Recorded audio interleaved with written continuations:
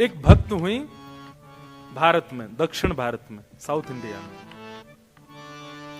तो एक बार बहुत सारे संतों की टोली जा रही थी, हरि नाम संकीर्तन करते हुए जा रहे थे।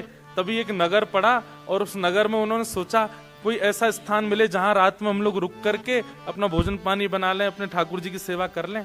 तभी उनको एक बहुत सुंदर घर दिखाई दिया और उस घर के बाहर बगीचे में बहुत सुंदर सुंदर पुष्प आदि सब लगे थे। तो प्राचीन भारत में अगर संत महात्मा ऐसे चलते फिरते गांव में कहीं रुक जाएं किसी के घर के बाहर, तो कोई रोकता नहीं था, बल्कि घर वाले सेवा और करते थे कि संत आए हैं भैया।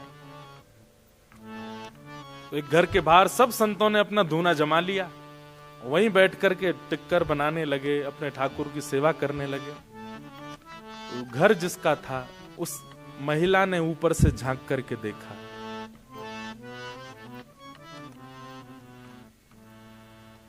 उसके नेत्र सजल हो गए कि आज मेरे द्वार पर संत आए हैं, मैं कुछ सेवा करूं। निकल करके बाहर आई, संतों को प्रणाम करने लगी। महाराज जी आपको कोई जरूरत हो, कोई पात्र चाहिए हो, कुछ भी सामग्री मुझे आज्ञा करें। तो संतों ने कहा कि भाई देखो ऐसे तो सेवा करते हैं, चलो तुम एक काम करो, सबके लिए कुछ पात्र ले आओ, कुछ दोने ले आओ, कुछ ऐसे। तो उसके घर से जो जो सेवा हो सकती थी वो लेकर के आने लगी, सबको देने लगी।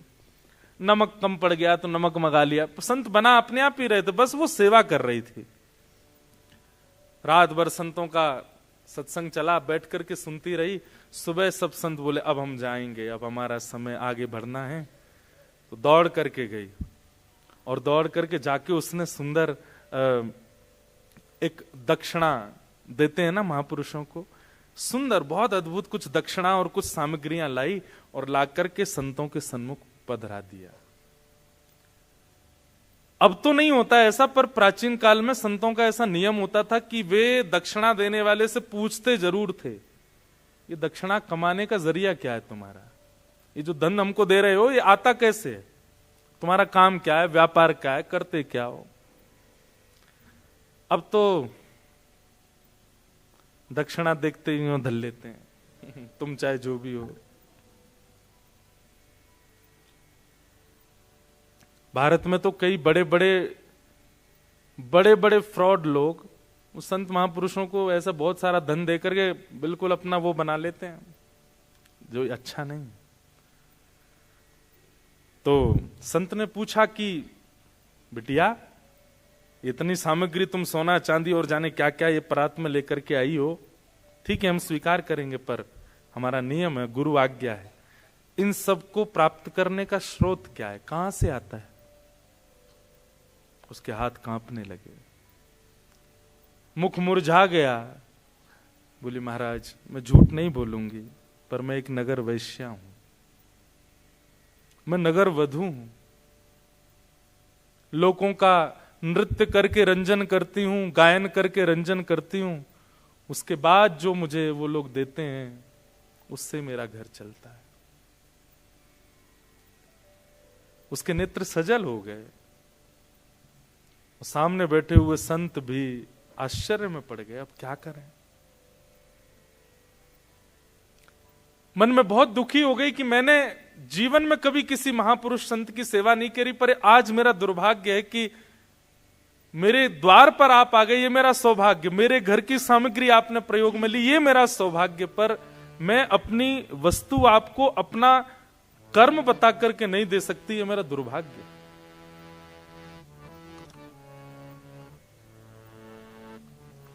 संतों ने मुंह फेर लिया, धीमे से सामग्री उठाने लगी, हाथ कांप रहे हैं, क्या करूं। आज पहली बार उसको ग्लानि हो रही है अपने ऊपर। लेकिन संत हृदय नवनीत समाना, संत का हृदय कैसा होता है, मक्खन के जैसा। जैसे मक्खन अगर गर्म चीज के पास भी रख दिया जाए पिघल जाएगा, ऐसे संत होते हैं, वो देख नहीं पाए उसके पीड़ा को।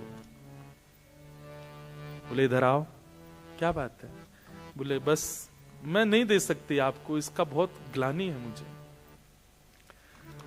संतों ने कहा हमने एक उपचार ढूंढा है, यदि तुम देना ही चाहती हो तो हमारी एक बात तुमको माननी पड़ेगी। क्या? वो तो बड़ी खुश हो गई, आंसू पोंछ ली, बैठ के बोले आप जो कहेंगे मैं करूंगी, मुझे बताइए।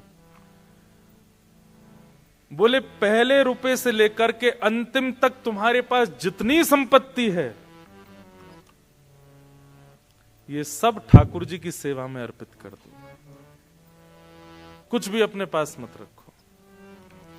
ये तुम सामग्री लेकर के आई हो, दक्षिणा हमको दे रही हो, हम इसको तो स्वीकार नहीं करेंगे, पर यह भी अगर चाहती हो कि हम लोग स्वीकार करें, तो श्री रंगनाथ भगवान का मंदिर है दक्षिण में, तिरुचिरापल्ली में। वहां रंगनाथ भगवान का अपनी संपूर्ण जीवन की कमाई से सुंदर स्वर्ण का मुकुट बना करके और ठाकुर जी को पहना दो, तो तुम्हारी ये संपत्ति स्वीकार। बोले आधी अधूरी नहीं, अब देने का मन ही हुआ है तुम्हारा और इतना भावुक हो ही रही हो, तुमको ग्लानि हो रही है ना अपने कर्म के ऊपर, अपने भाव के ऊपर। ठीक है, हम आज्ञा करते हैं, इस ग्लानि का एक ही प्रायश्चित है, अपने जीवन की सारी संपत्ति ठाकुर जी के चरणों में अर्पित करके वैष्णव हो जाओ। अब चिंता मत करना आगे अपने भोजन की, प्रसाद की, सब ठाकुर जी करेंगे, लेकिन अब जो कुछ भी है तुम्हारे पास सब अर्पित कर दो। मैं एक बात कहा करता हूं, हमारे जो ठाकुर जी है ना, इनको मैथमेटिक्स नहीं आती। ठाकुर जी की मैथ्स अच्छी नहीं है। हम बस दो ही चीज जानते हैं, क्या? पूरा पूरा दो, पूरा पूरा लो। आप कहो ठाकुर जी ये मेरी कमाई है, इसमें से इतना बेटी का, इतना बेटा का, इतना पत्नी का, इतना मेरा, इतना परिवार का, और फिर जो बचा थोड़ा सा, ये ठाकुर जी आपका। ठाकुर जी कहते हैं मेरी गणित बेकार है, मैं पूरो और पूरो यही आवे बस। ब्रजभाषा समझ रहे हैं ना? पूरो दे दे, पूरो ले जा, और कछु ना आवे मुंह पे। तो संत ने वही बात कह दी, बोले कि अब तुम एक काम करो, अपने जीवन की पूरी जो तुम्हारी संपत्ति है उससे मुकुट बनवा करके ठाकुर जी को अर्पित कर दो। उसके मन में किंचित भी भाव नहीं आया कि ये मैं कैसे कर सकती हूं। उसको तो ये लगा कि मेरे द्वारा कोई सामग्री स्वीकार की जा रही है, ये मेरे लिए बहुत बड़ी सौभाग्य की बात है। और कुछ सामग्री नहीं, पूरी सामग्री स्वीकार की जा रही है। तुरंत लग गई। बोले महाराज जी आप बताइए, जैसा आप बताएंगे वैसा मुकुट बनवाऊंगी। पूरा बनाया गया, ऐसी मणियां, ऐसे ये संपत्ति देखी गई। कितनी संपत्ति है, संपत्ति इतनी निकल करके आई महाराज उसकी। बोले इसका पूरा मुकुट बनवाओ ठाकुर जी का। अद्भुत मुकुट निर्माण हुआ। और जब तक मुकुट निर्माण का कार्य चला तब तक साधु महात्मा कहीं गए नहीं, उसी घर के बाहर जहां बैठे थे वहीं बैठ करके वो भजन संकीर्तन करते रहे। वो इतनी आनंद में कि मेरे संपूर्ण जीवन का जो भी कुछ था सब ले रहे हैं ठाकुर जी मुझसे, कुछ भी नहीं बचेगा अब मेरे पास।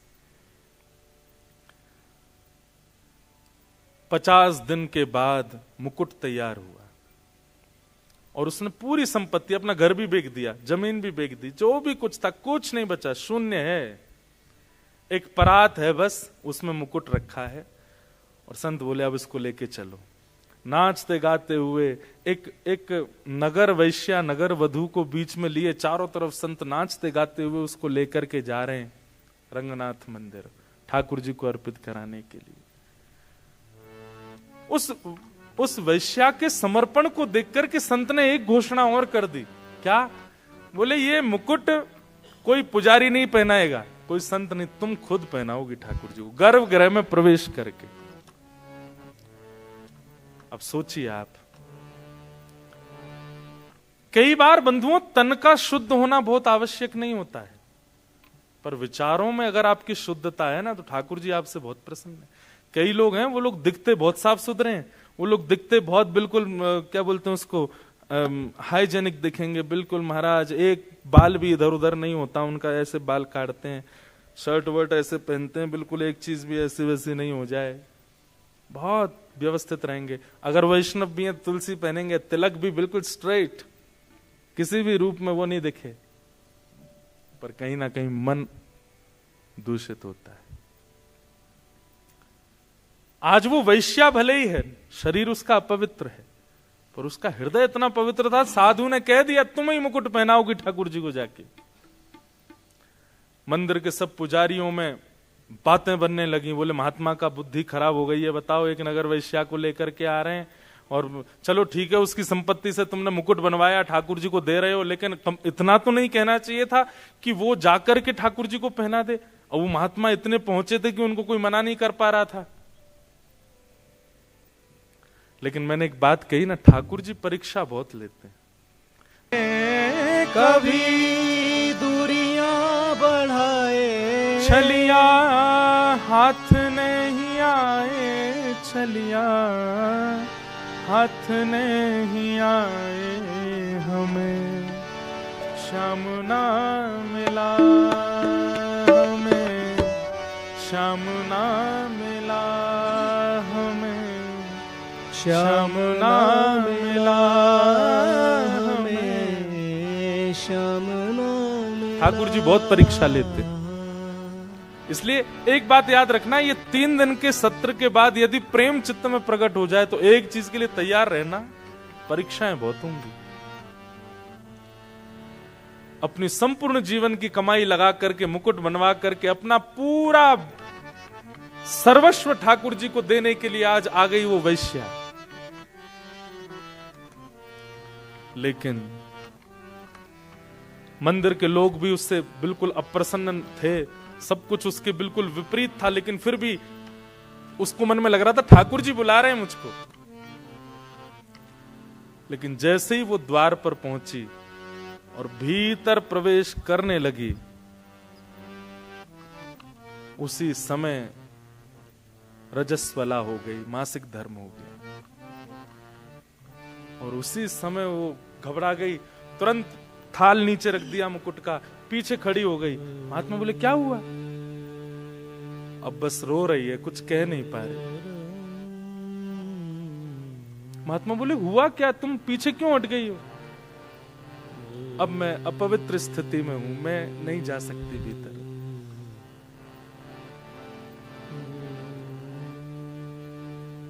उस समय महात्मा बोले इसका भाग्य कितना दुर्भाग्य है,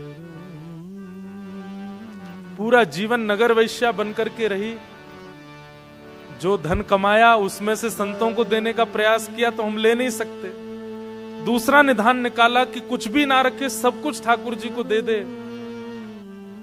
सब प्रकार का प्रयास कर लिया, इसको ले जाकर के भीतर मंदिर में मुकुट पहनाने तक का अधिकार मिल गया था। लेकिन ये कैसा दुर्भाग्य है।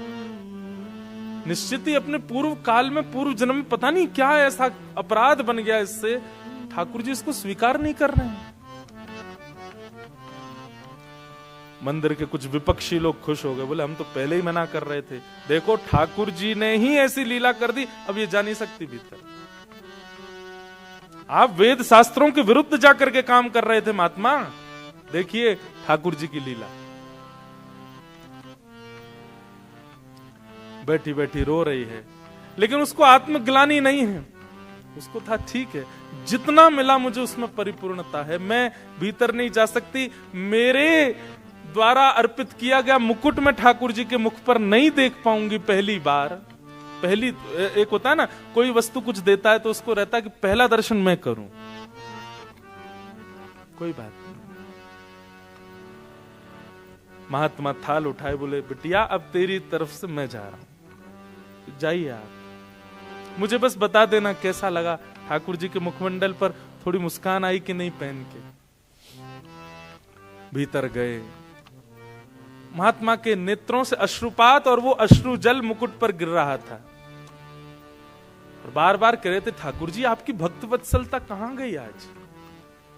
परीक्षाएं आप लेते हैं, आपका स्वभाव है, पर इतनी क्यों लेते हैं? जैसे भीतर प्रवेश किया, श्रीमन नारायण भगवान के सन्मुख उसको रखा गया। मुकुट की पूजा अर्चना जैसे हुई, और अर्चना करने के बाद पूर्व का मुकुट उतार करके और द्वितीय नया मुकुट धारण कराने की परिस्थिति, जैसे ही मुकुट उठाने का प्रयास किया, खुद ही उठा के लाए महात्मा जी बाहर से, वो इतना भारी हो गया उनसे उठे ही नहीं। 2-2, 3-3, 4-4 वैष्णव लगे हैं उस मुकुट को उठाने में, लेकिन वो इतना भार धारण कर चुका है किसी से हिल भी नहीं पाया। महात्मा बोले भगवान मैं तो अभी उठा के लाया हूं, वो पूरे नगर कीर्तन करते हुए वैश्या लाई, अब अचानक ऐसा क्या हुआ, ये मुकुट इतना भारी? तभी देखा तो श्री रंगनाथ भगवान के नेत्रों में अश्रुपात। महात्मा जी ने कहा तुरंत पर्दा लगाओ, कपाट बंद करो, ठाकुर जी से मुझे एकांत में कुछ चर्चा करनी है। कपाट बंद किए, तुरंत ठाकुर जी उठ करके बैठ गए, सहज हो गए। वो बोले जो जो मुकुट बना के लाया है उसी को भीतर लाओ, उसी के हाथ से ही मुकुट पहनेंगे।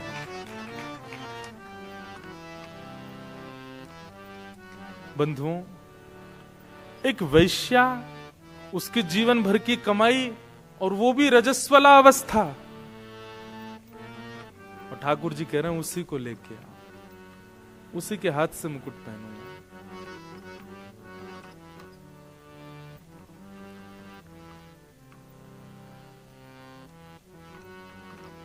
ठाकुर जी बहुत प्रेम करते हैं, बस कोई देने वाला हो वो प्रेम। महात्मा दौड़े दौड़े बाहर गए और बाहर जाकर के देखा तो एक खंबे से सिर लगाए बैठी है, बस रो रही थी। महात्मा जाके बोले जल्दी उठ, बोले आप दूर रहिएगा, मेरी छाया भी ना पड़े आप पर। प्राचीन भारत में तो बहुत नियम होते थे। महात्मा बोले मैं छाया से बचूं और उस जगत नियंता जगदाधार साक्षात तेरी प्रतीक्षा कर रहे हैं भीतर। हाथ पकड़ लिया उसका, वो रोने लगी, महाराज मुझे स्पर्श मत कीजिए। लेकर के भीतर गए और जाकर के कहा मुकुट पहनाओ ठाकुर जी को। जो मुकुट कितनों से नहीं उठा, लोग बाग वहां चिल्लाने लगे, कई लोग गालियां दे रहे थे, कई लोग उल्टा सीधा बोल रहे थे, आज अनर्थ हो रहा है, आज पृथ्वी फट जाएगी, आज बहुत बुरा हो रहा है, ये गलत है। लेकिन जिस मुकुट को कोई नहीं उठा पाया, जैसे ही उसने उठाया उठ गया, और ठाकुर जी ने अपने आप ही, ठाकुर जी की जो प्रतिमा थी उसका मुख नीचे हो गया और मुकुट ठाकुर जी ने धारण किया। और वो वैश्या, उसकी स्थिति तो कितने दिन के लिए मूर्छा में चली गई, वो मूर्छित हो गई। और जब उसकी मूर्छा टूटी, परम वैष्णव, और कुछ दिन भगवत स्मरण करने के बाद कहां भगवत धाम प्राप्ति हो गई। क्या उसका था? यह है ठाकुर जी का प्रेम, प्रेम लक्षणा भक्ति।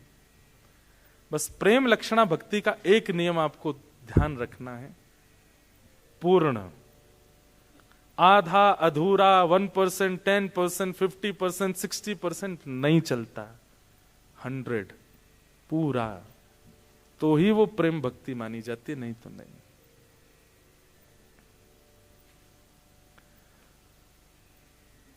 तो प्रथम भक्ति का नाम क्या है? श्रवणम। और भक्ति सुन सब रहे हैं, पर उद्देश्य क्या है आपका, उससे आपकी श्रवण भक्ति फॉर्म रूप धारण करेगी। उद्देश्य पहले क्लियर कीजिए, क्यों सुन रहे हैं आप कथा, उसके पीछे कारण क्या है, और कारण से जो पथ आप चल रहे हैं, जिस साधना को आप कर रहे हैं, वो सिद्ध होगा। दूसरी भक्ति का नाम है, 8 तो बज गए हैं, नहीं भक्ति का नाम नहीं है, 8 बज गए हैं।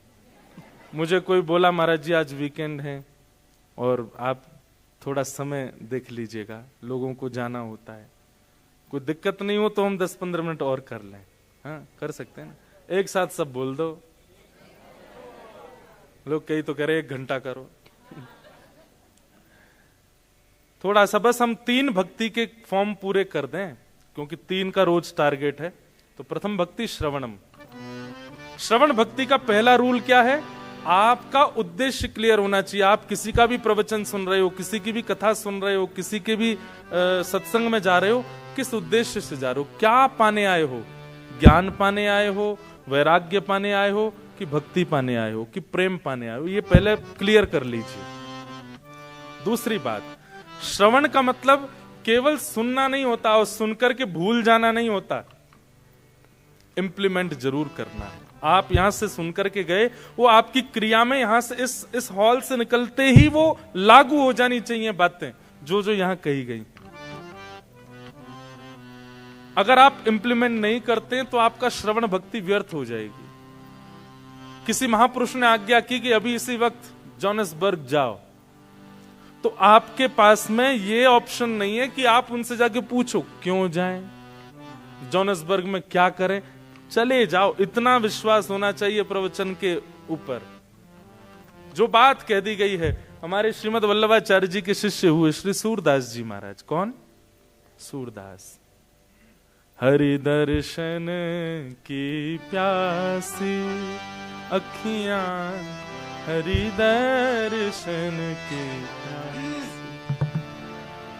जिन लोगों को दो दो आंखों से ठाकुर जी नहीं दिखते थे, सूरदास जी को बिना नेत्रों के ठाकुर जी दिख जाते थे। एक दिन सूरदास जी ठाकुर जी, आज तो ठाकुर जी ने पीली पोशाक पहनी है, आज तो ठाकुर जी ने नीली पोशाक पहनी है। अब दर्शन करने वाले बोले इसको कैसे पता चल जाती है, आंखें तो है नहीं। एक दिन सबने पुजारी जी से कहा, बोले ये ना रोज सोच के आता है, हरा नीला गुलाबी, और संभवतः ठाकुर जी वैसे ही होते हैं। आज एक काम करो, वस्त्र ही मत पहनाओ ठाकुर जी को, आज देखें क्या बोलेंगे। सूरदास जी गए, कपाट खुले, और जैसे ही कपाट खुले सब लोग, कोई दर्शन नहीं करा, सब सूरदास जी को। हाँ सूरदास जी, आज कौन सी पोशाक है? आज हरि देखे नंगम नंगा, आज हरि देखे नंगम नंगा, मोतन माल गले उर साजे, छवि के उठत तरंगा। महाराज जितने दर्शनार्थी सब नतमस्तक हो गए सूरदास जी के।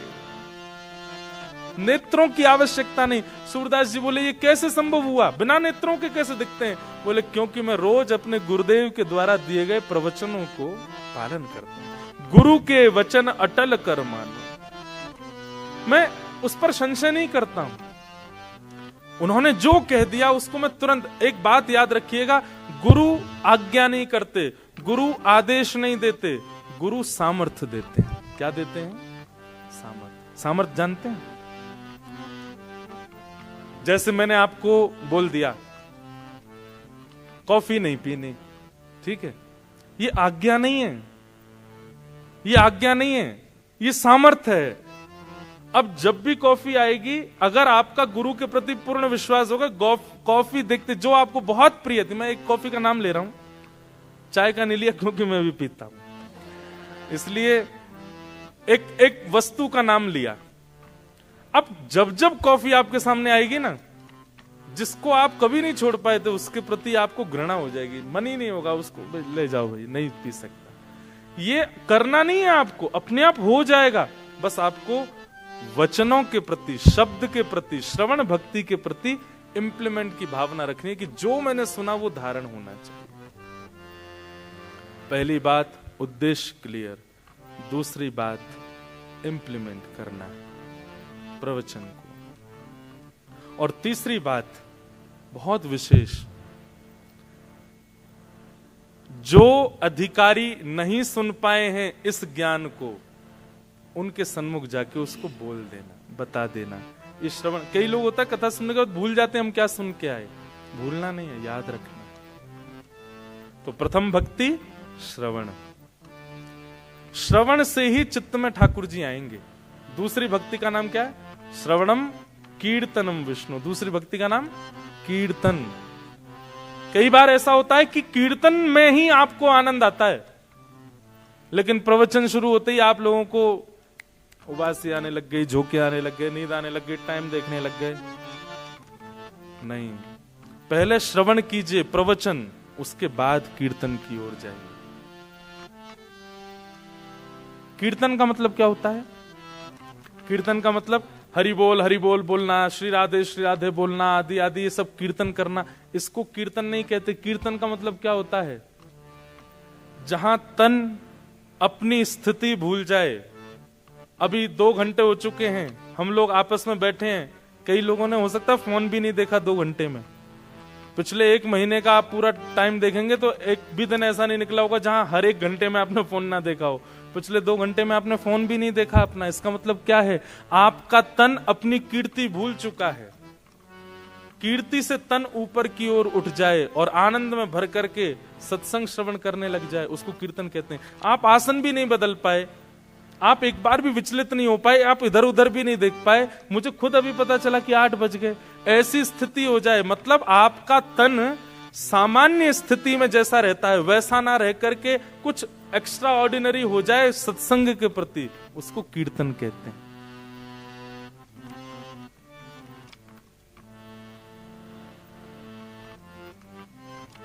जहां हरि सत्संग आपके तन को ऊपर उठा दे। एक आसन पर बैठ करके आप पूरी कथा श्रवण कर लो, किसी भी प्रकार का आपका जो नॉर्मल रूटीन होता है उसको आप भूल भाल करके और केवल आनंद निमग्न होकर के सुनने लग जाओ, इसी को कीर्तन कहते हैं। भूख, प्यास, निद्रा, आलस्य, ये जो शरीर के धर्म है, ये सब भूल जाते हो जब सत्संग में, तब कीर्तन होता है।